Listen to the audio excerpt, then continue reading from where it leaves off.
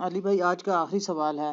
میں نے ایک سرکاری ادارے میں ملازمت کے دوران رشوت اور دیگر ذرائع سے خوب حرام کا مال کھایا ہے، لیکن اب مجھے اپنے گناہوں پر سخت شرمندگی ہے اور توبہ کر کے نئی زندگی کا آغاز کرنا چاہتا ہوں۔ لیکن مسئلہ یہ ہے کہ حرام مال کھانے کے گناہ کبیرہ سے توبہ کا طریقہ کیا ہوگا؟ دیکھیں یہ بہت بڑی آزمائش ہے میرے لیے بھی اس سوال کو ایڈریس کرنا۔ اس کی وجہ یہ ہے کہ لوگ پوری زندگی 900 چوہے کھاتے رہتے ہیں، اینڈ پہ حج پہ چلے جاتے ہیں اور وہ کہتے ہیں وہ 900 چوہے کیسے معاف ہوں گے۔ جہاں تک حقوق اللہ کا تعلق ہے وہ تو ایک جملے سے معاف ہو جائے گا کہ اللہ تعالیٰ کی طرف آپ رجوع لائیں شرمندگی کے ساتھ اور آئندہ گناہ نہ کرنے کا پکا عہد کرنا۔ حقوق العباد کا معاملہ بہت ٹف ہے، اور یہ جو مسئلہ پوچھ رہے ہیں یہ حقوق العباد کا ہے، یہ حقوق اللہ کا نہیں ہے۔ اور یہ بھی یاد رکھیے گا کہ اسلام میں ہر گناہ کی توبہ کا طریقہ دوسرے سے مختلف ہے۔ چوری کی توبہ یہ نہیں ہے کہ آپ نے جس کا مال چرایا اس کے ہاتھ میں جا کے مال رکھ دیں تو توبہ قبول ہوگی۔ یہ صرف اس وقت تک ہے جب تک وہ اپنا کیس لے کے جوڈیشری میں نہ جائے۔ ایک بندے کا مال چوری ہوا، ابھی اس نے جوڈیشری میں اپنا کیس نہیں لے کے گیا، تھانے میں کوئی رپورٹ نہیں کروائی، آپ کو رات کو شرمندگی ہوئی، آپ جا کے چور کا مال واپس کرتے، چور جو ہے وہ جا کے جس کا چوری کیا واپس کرتے۔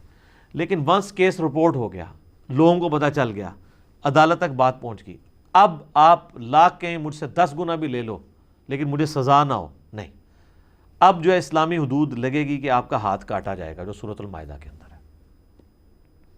ہاتھ کٹوائے بغیر آپ کی توبہ قبول نہیں ہے۔ اس طریقے سے قتل کی توبہ کا بھی ایک طریقہ قرآن میں ہے۔ قتل کی توبہ تو آپ کو ڈبل کرنی پڑتی ہے، اس اعتبار سے کہ اللہ کی طرف توبہ کرتے وقت اس کی پلنٹی بھی دینی پڑتی ہے کہ ایک غلام آزاد کریں گے۔ غلام نہیں آزاد کر سکتے تو 60 جو ہے وہ آپ مسکینوں کو کھانا کھلائیں گے، یہ 60 مسلسل روزے رکھیں گے، یہ اللہ کا حق پورا کریں گے۔ اور مقتول کا حق یہ ہوگا کہ اگر وہ بلڈ منی ڈیمانڈ کرتا ہے یعنی دیت، تو 100 اونٹ کے برابر، یعنی آج کے آپ سمجھ لیں 2 سے 2.5 کروڑ روپیہ بنتا ہے اگر آپ 1.5-2 لاکھ کا بھی ایک اونٹ لگائیں، یا بہت بھی کر لیں تو 1 لاکھ کا تو لگتا ہے 1 کروڑ تو بن ہی جائے گا۔ ابو داؤد میں حدیث ہے کہ 100 اونٹ دیت ہے بلڈ منی دیں گے، اور وہ بھی اس صورت میں اگر وہ ایگری کرے، اور اگر وہ کہے کہ میں قتل کے بدلے میں قتل کرواؤں گا، تو پھر آپ جب تک قتل نہیں ہوتے نا قتل کے بدلے میں، آپ کی توبہ اس حوالے سے قبول نہیں ہوگی جب کیس جوڈیشری کے اندر آ جاتا ہے اور آپ پکڑے جاتے ہیں۔ تو اب یہ حرام مال والا جو مسئلہ ہے یہ بہت کریٹیکل ہے۔ اس میں اگر کوئی یعنی ایک سرکاری ادارے میں XYZ کوئی بھی ادارہ ہو سکتا ہے، اس کے اندر ملازمت اختیار کی ہوئی ہے، چاہے جائز کام کرنے کے لیے چاہے ناجائز کام کرنے کے لیے، دونوں صورتوں میں اگر وہ کسی سے رشوت لیتا ہے تو ظاہر ہے وہ حرام کا مال کھا رہا ہے، کیونکہ وہ اس پوسٹ پہ جو بیٹھا ہے اس کام کرنے کی آلریڈی وہ تنخواہ لے رہا ہے۔ اب ایکسٹرا جو پیسے لے گا وہ حرام ہوں گے۔ بخاری اور مسلم دونوں میں حدیث ہے کہ نبی علیہ السلام نے عاملین زکوٰۃ مقرر کیے ہوئے تھے جو جا کے زکوٰۃ کلیکٹ کرتے تھے لوگوں سے، بھیڑ بکریوں کی زکوٰۃ۔ اب جب لوگوں سے وہ کلیکٹ کرتے تھے تو لوگ ان کو بیت المال کے لیے زکوٰۃ کی بھیڑ بکریاں بھی دیتے تھے، ساتھ ایک آدھ بکری کسی کو گفٹ دے دی۔ اب جب وہ آ کے نبی علیہ السلام کے پاس بیت المال میں زکوٰۃ جمع کرواتے تھے تو کہتے تھے یہ تو وہ ہے جو ہم نے زکوٰۃ کلیکٹ کیا اور یہ مجھے گفٹ ملا ہے۔ تو نبی علیہ السلام فرماتے تھے کہ جاؤ اپنے ماں باپ کی گود میں جا کے بیٹھو، میں دیکھتا ہوں تمہیں وہاں پہ کون گفٹ دیتا ہے، تمہیں اس پوسٹ کی وجہ سے گفٹ ملا ہے، یہ بھی بیت المال میں آئے گا۔ یہ ایک جنرل حدیث ہے جو سب کو کور کرتی ہے کہ جس شخص کو سرکاری پوسٹ کی وجہ سے کوئی گفٹ بھی ملا ہے وہ حکومت کے خزانے میں جمع کروائے گا، کیونکہ اگر وہ اس پوسٹ پہ نہ ہوتا اس کو کوئی گفٹ نہ دیتا۔ اگر کوئی فوڈ انسپیکٹر نہ ہو تو کس نے اس کے گھر جا کے جو ہے وہ اتنے کلو مرغی اور اتنے کلو قیمہ جا کے دینا ہے؟ ہمیں تو نہیں کوئی آ کے دیتا، دیو بھی نہ میرا کو لے کے پہنچ جاؤ میرے گھر۔ ویسے میں کہہ رہا ہوں کہ اس پوسٹ کی وجہ سے دے رہے ہیں نا، یا علماء کو جو مل رہا ہے ان کی پوسٹ کی وجہ سے مل رہا ہوتا ہے نا۔ تو اس طرح کے گفٹ اگرچہ عاملین زکوٰۃ کی تنخواہ درست ہے، وہ قرآن میں سورہ توبہ کی آیت نمبر 60 میں 8 مصرف آئے ہیں زکوٰۃ کن کن کاموں میں لگ سکتی ہے، اس میں سے ایک مصرف یہ ہے کہ جو زکوٰۃ کو کلیکٹ کرنے والے سرکاری ملازمین ہیں ان کی تنخواہ بھی۔ اس لیے ہمارے ٹیکسز کا جو پیسہ ہے اس سے فوج کی، ایجنسیز کی، اور اسی طریقے سے جو باقی حکومتی عہدیدار ہیں ان کی تنخواہیں جاتی ہیں. اب وہ اپنا کام کرنے کا ایکسٹرا پیسہ لوگوں سے لینا شروع کر دیں. جس طرح کسی زمانے میں ہمیں یاد ہے کہ شناختی کارڈ جب یہ نادرہ نہیں تھی, اللہ بھلا کرے پاکستان میں ایک ادارہ ایسا ہے جس پہ ہم فخر کر سکتے ہیں پرسنلی. انہوں نے آ کے کم از کم کسی ایک کام کو تو سٹریم لائن کیا ہے نا. آپ پاکستان میں کسی جگہ ان کی آؤٹ لیٹ کے اوپر چلے جائیں تو آرگنائز طریقہ ہے. نادرہ جب تک نہیں تھی نا, اور آپ کو اپنے تھانے کچہریوں سے شناختی کارڈ وہ ہاتھ کا لکھا ہوا, ہمارا تو پرانا وہی تھا 19 آپ سمجھ لیں آلموسٹ 98-99 کے اندر ہم نے جا کے وہ بنوایا تھا. تو اس شناختی کارڈ کو بنوانے کے لیے یا آپ کو اپنے صوبے کا ڈومیسائل نکلوانے کے لیے اپنے جائز حق کے لیے رشوت دینی پڑتی تھی. چیز آپ کی ہے, آپ پیسے دے کے نکلوائیں گے. یہ پاکستانی شہری کا حق ہے کہ اس کو شناختی کارڈ دیا جائے جس کا آلریڈی بے فارم آپ کے پاس موجود ہے کہ یہاں پہ پیدا ہوا ہے فلاں سن کو, اس کے ماں باپ یہاں کے شہری ہیں. یہ حکومت کا کام ہے کہ اس کو شناختی کارڈ دے.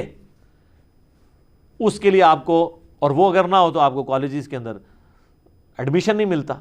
اب تو خیر بینک میں اکاؤنٹ بھی نہیں کھلتا اگر آپ کے پاس شناختی کارڈ نہ ہو, تو رشوت دینی پڑتی تھی. اب تو چلے فیس دے کے کام ہو جاتا ہے اپنے جائز کاموں کے لیے. تو اب جو لوگ وہاں پہ بیٹھ کے رشوت کھا رہے ہیں وہ تو بیٹھے اس لیے کہ لوگوں کے ڈومیسائل بنائیں یا اس زمانے میں شناختی کارڈ بنائیں. وہ رشوت کس چیز کی لے رہے ہیں؟ اگرچہ وہ جائز کام کے اوپر پیسے لے رہے ہیں لیکن ان کا پیسے لینا حرام ہے. یہ جو حدیث ہے نا, یہ صحیح حدیث ہے کہ رشوت دینے والا اور لینے والا دونوں جہنمی ہے. یہ اس صورت میں جب جو دونوں رضا کے ساتھ یہ کام کریں. جو مجبور بندہ ہے نا کہ جس نے اپنا حق لینا ہے اور اس کو مجبوراً رشوت دینی پڑتی ہے, پھر صرف لینے والا دوست کی ہے, رشوت دینے والا دوست کی نہیں ہوگا. اس کے گناہ کا وبال بھی وہی اٹھائے گا کیونکہ اس نے تو اپنا کام لینا ہے. اس کے پاس تو سنوائی کوئی نہیں ہے, کہاں جائے وہ, کس کے ساتھ جا کے وہ سر پھاڑے اور لڑے جا کے. تو اس طرح کے سارے کاموں میں لوگ رشوتیں لیتے ہیں. اسی طریقے سے آپ پولیس میں خدا نخواستہ آپ کو کبھی کوئی کام پڑ جائے تو آپ کو یعنی اپنے جائز ڈاکومنٹس نکلوانے کے لیے وہاں پہ رشوت دینی پڑ جاتی ہے. اللہ ماشاءاللہ لوگ اچھے لوگ بھی موجود ہیں. بلکہ آج کل یہ جو ایزی پیسہ آپ نے کسی کے اکاؤنٹ میں پیسے بھجوانے, اس کے تو 1 روپیہ بھی نہیں لگتا. تو بعض جو ہے وہ داؤ لگاتے ہیں, اس میں بھی 10 روپے لے لیتے ہیں, حالانکہ وہ جس نے ویٹ ڈرا کرنے ہوتے ہیں اس نے پیسے دینے ہوتے ہیں. تو جس کا جو داؤ لگتا ہے وہ جہاں پہ بیٹھا ہوا ہے, صرف سرکاری ملازم نہیں باقی لوگ بھی یہی کام کر رہے ہیں. تو اب اس طریقے سے جو حرام پوری زندگی کھایا, آخری عمر میں آ کے جناب بلڈ پریشر, شوگر, دل کی بیماریاں, بچے نہیں پڑھ لکھ سکے, بیوی کے اوپر فالج ہو گیا. اب جب یہ چیزیں ان کے سامنے آتی ہیں نا, پھر ان کو اب آخرت یاد آتی ہے کہ یار دنیا بھی at the end of the day ہم نے برباد کر لی, ابھی آخرت میں تو حساب باقی ہے. اور یہ بھی وہ جس کے اندر غیرت کی کوئی رتی ہو. یہ میں آپ کو پریکٹیکلی بتا رہا ہوں کہ میرے ساتھ ایسے لوگ ملے ہیں جنہوں نے لاکھوں اپنی زندگی میں کھایا ہے اور کئی لاکھ اس سے زیادہ اپنے علاج کے اوپر خرچ کیا ہے, تب بھی شفا نہیں ملی. یہ ایک ایسا معاملہ جو دنیا میں اللہ برابر کر دیتا ہے, اور اگر نہ بھی کرے تو آخرت کی مصیبتیں تو ابھی باقی ہیں نا جی. پھر وہ کہتا ہے جی اب توبہ کرنا چاہتے ہیں, کیا کریں, یاد ہی نہیں کس کس کا کھایا ہے,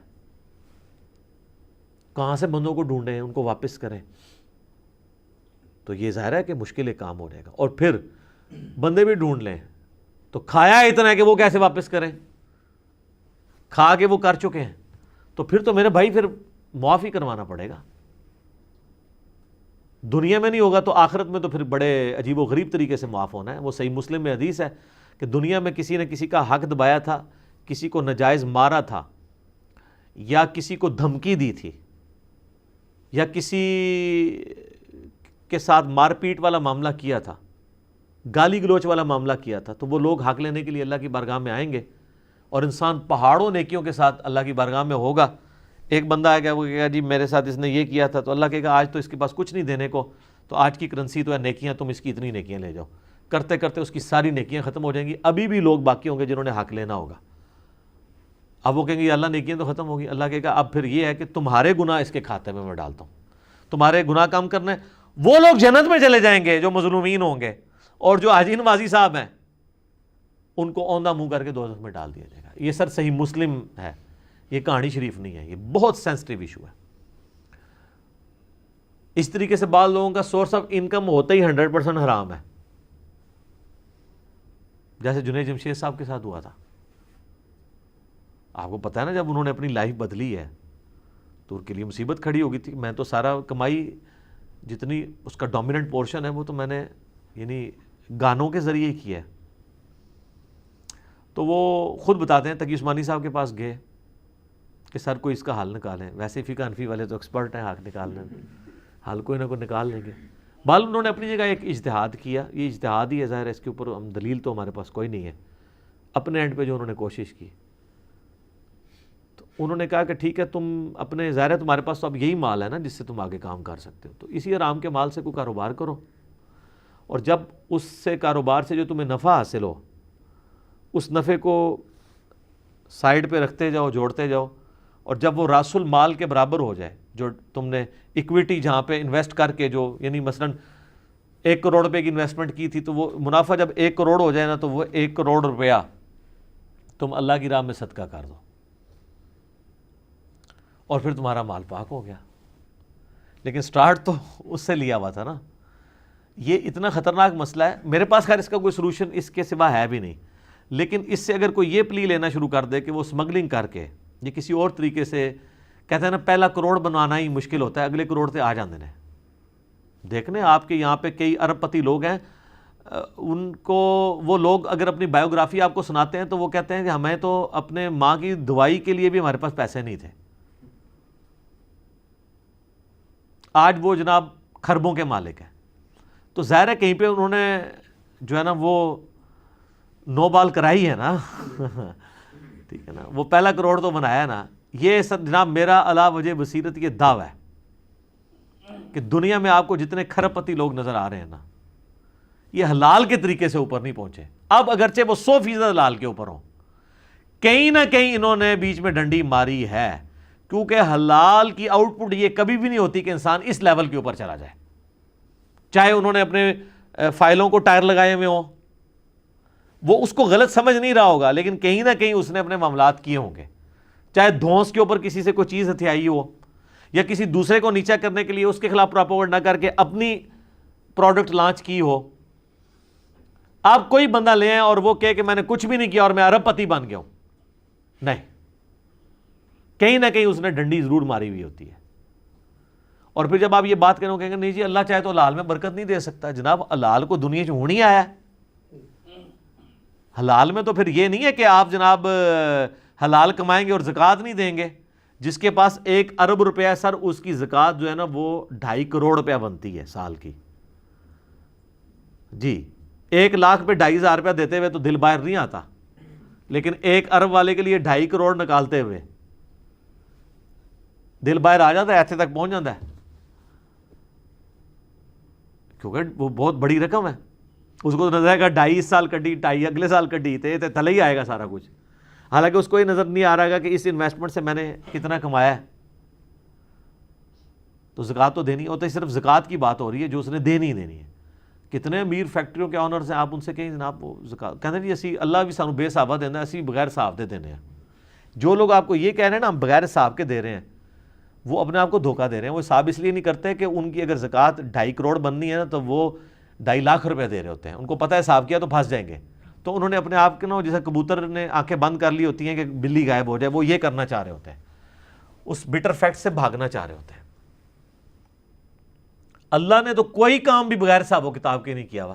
آپ کو یہ کہا ہوا ہے جتنا دل کرے نمازیں پڑھ لو, 5 نمازیں فرض کی ہیں. رمضان کے جس مہینے میں جو جاؤ جتنے روزے رکھ لو, نہیں 1 مہینہ ہے اس کے 1 روزے ہیں, ٹھیک ہے. نماز شروع ہوتی ہے کسی قاعدے قانون کے مطابق, ختم یہ تو نہیں جو مرضی پڑھ لو اس کے اندر, وہ ساری چیزیں تعلیم کی ہوئی ہیں نا. تو یہ بیسیکلی اپنے آپ کو دھوکہ دے رہے ہوتے ہیں, کیونکہ ان کو پتہ ہے کہ ہم نے جب کیلکولیشن کرنی ہے نا تو وہ پھر اور بھی کہتے ہیں یہ مقروض ہیں. جناب دنیا میں جتنے کروڑ پتی لوگ ہیں مقروض ہی ہیں, کیونکہ انہوں نے اگر ایکویٹی جو ہے وہ 10 کروڑ لگائی ہوئی ہے تو ڈیٹ 15 کروڑ اٹھایا ہوا ہے, یعنی راس المال ان کا 10 کروڑ ہے تو ادھار جو ہے انہوں نے 15 کروڑ اٹھایا ہوا ہے, 25 کروڑ کی انویسٹمنٹ ہے. تو وہ کہتے ہیں نہیں ہم تو مقروض ہیں, ہم پہ تو زکوٰۃ بنتی نہیں ہے, ٹھیک ہے نا جی. ان سے پوچھیں نہیں کتنے مقروض, کہتے ہیں 15 کروڑ کے مقروض ہیں. تو انویسٹمنٹ کتنی ہے, وہ کہتے ہیں نہیں 10 کروڑ کی. تو کہتے ہیں آپ نکالیں 15 میں سے 10 تو 5 کروڑ تو ہم نے دینا ہے. حساب کرنا ہی بھول جاتے ہیں. جناب انویسٹمنٹ 10 کروڑ کی نہیں ہے, 25 کروڑ کی ہے. 25 کروڑ میں سے آپ نے 15 کروڑ نکالنا ہے اپنے ادھار والا, تو 10 کروڑ کی آپ نے زکات دینی ہے, کیونکہ انویسٹمنٹ انہوں نے راس المال اپنی اکویٹی 10 کروڑ لگائی, 15 کروڑ اٹھایا ڈیٹ ادھار, ٹوٹل کتنا ہو گیا 25, تو 25 کروڑ میں سے 15 کروڑ مائنس ہوگا نا, چھڑے اپنے 10 میں سے ہی 15 نکال دیں گے, الٹا پھر آپ کو اللہ سے مانگنے پڑ دیں گے. ظاہر ہے کہ یا اللہ تم انہوں کچھ دے, میں نے زکات نہیں دینی. تو اتنے بولے بنے حساب کتاب کرنا بھی بھول جاتے ہیں. وہ 10 کروڑ کی تو آپ زکات دیں گے. آپ نے جو میڈیکل سٹور کے اندر اگر کروڑوں کی دوائی رکھی ہوئی ہے, کروڑوں کا کپڑا رکھا ہوا ہے, تو وہ جو کپڑا ہے نا, وہ کہتا ہے نہیں پیسہ تمہارے پاس ہے ہی نہیں, یہ کپڑا ہی پڑا ہوا ہے, تو کپڑا بیچ کے آپ کو پیسہ ملنا ہے نا. کئی عورتیں وہ کہتی ہیں نہیں ہمارے پاس سونا ہے, ہماری تو کمائی کوئی نہیں ہے. تو سر سونا توڑوا کے اس میں سے زکات دینی ہے نا آپ نے, 7.5 تولے سے زیادہ نہیں جوڑنا نا.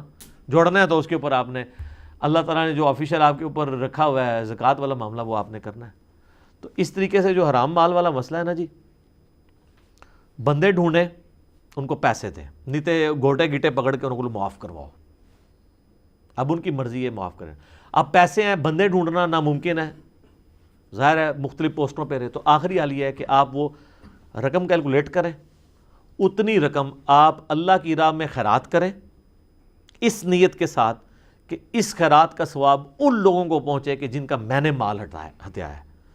اور ان بیچاروں نے ہو سکتا ہے اپنے زمانے میں خود اتنی خیرات نہ کرنی ہوتی, وہ قیامت والے دن جب دیکھیں گے کہ وہ خیرات کا مفت کا ثواب ان کے نامہ مال میں آ گیا, تو عین ممکن ہے وہ آپ سے راضی ہو جائیں کہ چلو یار اس نے ہمارے سے پیسہ لیا تھا تو ہماری طرف سے خرچ کیا, بلکہ وہ تو کہیں گے کہ اور ہی تھوڑا لے لیتا, آج تو کرنسی تھی نیکیاں تو ہمیں مل جائے. تو اللہ تعالیٰ اور اس کو سپورٹیو احادیث بھی ہیں کہ اللہ تعالیٰ پھر معافی والا معاملہ فرما دے گا. لیکن یہ بہرحال آپ کو حقوق العباد اسی طریقے سے معاف کر, یہ تو مال کی بات ہو رہی ہے, باقی جو زیادتیوں والا معاملہ ہے وہ تو جناب بہت سخت ہے. سورہ نساء میں ہے جو لوگ یتیموں کا مال ناحق کھا رہے ہیں وہ اپنے پیٹ میں دوزخ کی آگ بھر رہے ہیں, وہ تو جناب آپ کو معاف کروانی پڑے گی. ادروائز پھر یہ اگر نہ کوئی ملے تو پھر اس طریقے سے ایک آخری حل ہے. آپ کو کہتا ہے میرے پاس مال بھی نہیں ہے, پھر جناب آپ رو پیٹ کے پوری زندگی گزاریں کہ اللہ تعالیٰ آپ پہ رحم کھائے کہ قیامت والے دن آپ کے جن کے اوپر آپ نے ظلم ڈھایا ہے ان لوگوں کو اللہ تعالیٰ خود سے اپنی طرف سے کچھ دے کے راضی کر دے تو کر دے. وہ تو رونا پیٹنا اب آپ اللہ کے سامنے ہی کریں, ہمارے پاس تو اس کا کوئی سلوشن نہیں ہے. یہ سلوشن تھا کہ آپ اللہ کی راہ میں خرچ کریں. لیکن اس میں اب میرے پچھلے دنوں ایک کلپ بھی آ چکا ہے, 40 سال پرانا قرضہ, گولڈ کی ڈی ویلیو کو بھی آپ کاؤنٹ کریں گے. ظاہر ہے تو آپ تو آج کی ڈیٹ میں وہ قرضہ اتار رہے ہیں نا. یہ تو نہیں ہے کہ آپ نے رشوت کھائی تھی آج سے 40 سال پہلے 1000 روپیہ, تو آج 1000 روپیہ آپ اتاریں گے, نہیں. وہ آپ کو گولڈ کے اعتبار سے کیلکولیٹ کرنا پڑے گا, کیونکہ اگر بارٹر سسٹم ہوتا تو پھر کیا ہونا تھا کہ اگر آپ نے سال پہلے کسی کی 40 کلو گندم ہتھیائی تھی تو آج 40 کلو ہی دینی تھی نا.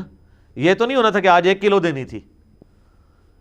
آج اتنے روپے میں جو ہے وہ 1 کلو گندم آئے گی جو آج سے 40 سال پہلے 40 کلو آتی تھی. تو اگر 40 کلو گندم ہتھیائی بھی تھی تو آج 40 کلو ہی دیں گے نا, بارٹر سسٹم کے اندر اشیاء کے بدلے اشیاء. اس طریقے سے منی جو کہ ڈی ویلیو ہوتی ہے تو وہ آپ کو گولڈ کے فارم میں کیلکولیٹ کرنا ہوگا کہ اس وقت, اور لوگوں کو پتہ ہوتا ہے, آپ جتنے بھی لوگ ہیں ان سے ذرا پوچھیں کہ جناب ہم جب چھوٹے سے تھے اس وقت جو ہے وہ تنخواہ اتنی تھی تو سائیکل جو ہے وہ 250 روپے کی آتی تھی, اور یہ اتنا ہوتا تھا, یہ اتنا ہوتا تھا. جب یہ 1 روپے کا نان ہوتا تھا تو ہونڈا جو 70 ہے وہ 10,000 روپے کا ملتا تھا. تو ریشو پروپورشن نکالنا کوئی مشکل نہیں ہے. اور آج کل تو گوگل حافظہ اللہ میں آپ لکھیں اور وہ آپ کو بتا دے گا. آپ 50 سال پرانا بھی ریٹ نکالیں نا گولڈ کا, وہ آپ کو اس طرح بتائے گا. آپ لکھیں ڈالر اور روپے کی جو قدر کا فرق ہے 1947 سے ابھی تک کا آپ کو دے دے گا کہ اس وقت جناب ڈالر اتنے کا تھا, 4 روپے کا ڈالر تھا, جو آج ڈالر 163 روپے کا ہو چکا ہے. 1960 میں کسی کے پیسے کھائیں تو ڈالر کے ساتھ ریشو, اور ڈالر تک آپ پہنچ گئے تو آپ گولڈ تک پہنچ گئے. وہ آپ میرا کلپ دیکھ لیں, یہ پوری بینکنگ کی سازش جو ہوئی ہے, ڈالر انہوں نے لانچ کر دیا, گولڈ آپ کا ہتھیار کے اپنے پاس رکھا ہوا ہے انہوں نے, تاکہ جس وقت چاہیں آپ کی گھیچی مروڑ دیں. دنیا کی اکانومی ان کے پاس ہے. تو اس طرح کے گناہوں سے پھر توبہ کا طریقہ یہی ہوگا, اور تو کوئی آپ کے پاس حل نہیں ہے. بہرحال اللہ کا شکر ہے کسی کو موت سے پہلے یہ خیال آ جائے کہ اس نے توبہ بھی کرنی ہے, یہ بھی اللہ کی رحمت ہی ہے. ورنہ پوری زندگی کسی کو خیال ہی نہیں آتا کہ اس نے توبہ کرنی بھی ہے, اور اسی طریقے سے آخرت کی زندگی میں انسان پہنچ جاتا ہے. دیکھیں جنید جمشید صاحب نے جب یہ اپنی لائف چھوڑی تھی تو ان کے ساتھ اور لوگ بھی تو تھے نا. اور آج کی ڈیٹ میں تو ہم کہہ سکتے ہیں کہ جنید جمشید صاحب فوت بھی ہو چکے ہیں. انہوں نے دیکھ بھی لیا ہے کہ ایک وہ بندہ جس کے پاس سب کچھ ٹھیک تھا, دین کا کام بھی کر رہا تھا, اسے فوت نہیں ہونا چاہیے تھا, لیکن اللہ کے فیصلے تو اپنے ہیں. فوت ہو گیا نا. فوت ہونے کے بعد بھی کتنے لوگوں نے عبرت پکڑی ہے, اکا دکا نے پکڑی ہے. ابرار الحق نے بعد میں داڑھی رکھ لی ہے, کافی غمگین ہوا, اور کچھ لوگ ہیں, لیکن میجارٹی لوگ تو اسی طریقے سے ہی چل رہے ہیں ویسے ہی. ایئر کریش کا سننے کے بعد ایٹ لیسٹ جو ایئر کریش میں 2-4 بندے بچ جاتے ہیں وہی توبہ کر لیں, یہ جن کے مر گئے تھے وہ مرنے کے بعد توبہ کر لیں. ان کے پچھلے جو ہیں کہ یار یہ تو اسی طریقے سے تھا, توبہ کیا کر رہے ہیں. وہ 5 کروڑ روپیہ نکلا ہے, یہ جو فلائٹ گری تھی رمضان کے اندر, کتنے دعوے دار مسلمان پیدا ہو گئے. اندازہ کریں اتنا بڑا حادثہ کسی نے دیکھا ہوا ہے اور 4-5 دعوے دار پیدا ہو گئے کہ ہمارے پیسے ہیں. اس کا مطلب ہے کوئی فرق. تو لہٰذا میں نے جو جملہ بولا تھا نا کہ ایئر کریش میں جو لوگ جاتے ہیں وہ وہاں مرے ہوئے لوگوں کو پانی پلانے نہیں جاتے ہیں, ان کو بھی پتہ ہے کہ وہاں پہ ہڈیاں بھی نہیں ملنی ہیں, وہ جا کے ان کے زیورات اور پیسے لوٹنے کے لیے جاتے ہیں. جی ہاں اسلامی بھائی, مسلمان بھائی, تو ریالٹی ہے یہ. اگر کوئی کہتا ہے نہیں جی اس سے ہمارے ایک ملک و قوم کے امیج کو نقصان پہنچ رہا ہے, تو یہ سرخی پاؤڈر آپ خود لگاتے رہیں, پوری قوم کو پوری دنیا کو پتہ ہے کہ ہم کیا ہیں. باقی جی اللہ تعالیٰ ہمیں حرام مال سے بچائے, حلال کے اوپر قناعت نصیب کرے, اس کی برکتیں عطا فرمائے. اور اگر کسی نے اپنی زندگی میں ایسا کیا ہے تو وہ اب رجوع اللہ لے کے آئے, اور جن لوگوں کا حق غصب کیا ہے ان سے معافی کروائے اور ان کو مال دے. خالی کھلی معافی کروانے سے نہیں ہے, مال دے. اس طرح لوگ پوچھ رہے ہوتے ہیں کہ جی ہمارے والد صاحب ہماری بہنوں کو جداد میں نہیں دے کے گئے ہیں تو ہم دیں. بالکل دیں آپ, تاکہ آپ کے باپ کو دوزخ کی آگ سے بچا لیا جائے. یہ نہ کہیں کہ وہ تو اپنے اعمال خود بھگتیں گے, تو یہ مال جو آپ لے کے تو اس کے اوپر عیاشی کر رہے ہیں, اس باپ کے مال پہ آپ عیاشی کرنے کے لیے تو تیار ہیں, اور اس باپ کو دوزخ کی آگ سے بچانے کے لیے تیار نہیں ہیں. اس مال کے ذریعے جو آپ نے نہیں تھا کمایا, آپ کو وراثت میں ملے اپنے باپ کی وجہ سے, اس باپ کو چند پیسے اس میں سے دے کے اس کو آگ سے بچانے کے لیے تیار نہیں ہے. یا آپ نے تو نہیں مال کمایا, اس مال میں سے اپنی بہنوں کو دینے کے لیے تیار نہیں ہے. سوچنے کی ضرورت ہے. ٹھیک ہو گیا جی. اللہ تعالیٰ سے دعا ہے جو حق بات میں نے کہی اللہ تعالیٰ ہمارے دلوں میں راسخ فرمائے. اگر جس بات میں میرے منہ سے کوئی غلط بات نکل گئی تو اللہ تعالیٰ ہمارے دلوں سے معاف کر دے, ہمیں معاف بھی فرما دے. ہمیں کتاب و سنت کی تعلیمات پر عمل کر کے دوسرے بھائیوں تک پہنچانے کی توفیق عطا فرمائے. سبحانک اللہم و بحمدک اشہد ان لا الہ الا انت استغفرک و اتوب الیک وما علینا الا البلاغ المبین. جزاکم اللہ خیرا.